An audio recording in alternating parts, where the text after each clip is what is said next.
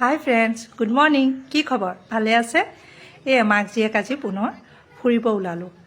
চিনবোৰ ভাল লাগিলে, মনত পৰিলে মোৰ পৰিয়ালসকলক দেখুৱাওঁ, লগতে আপোনালোকো মোৰ লগতে আছে যেতিয়া। এই গছ গছনি চিনবোৰ কি ধুনীয়া, গছবোৰ চাইছে, ইমান ভাল লাগিছে দেখি।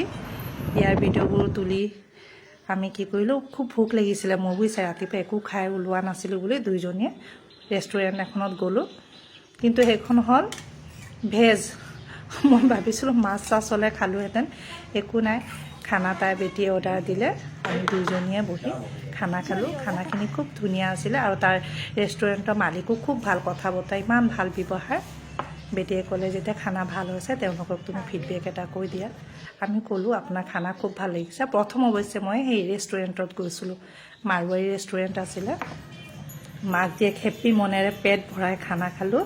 খানা খোৱা শেষ হোৱাৰ পিছত আমি পুনৰ ঘৰলৈ ৰিটাৰ্ণ হ'লোঁ। আকৌ চিনবোৰ ভাল লাগিলে, মোৰ পৰিয়ালসকলক দেখুৱাম বুলি তুলি ল'লোঁ ভিডিঅ'।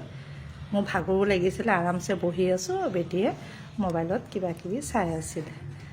আৰু মোৰ এই ভিডিঅ'টো আপোনালোকক শ্বেয়াৰ কৰিছোঁ। কেনেকুৱা লাগিছে কাইণ্ডলি কমেণ্ট কৰি জনাব।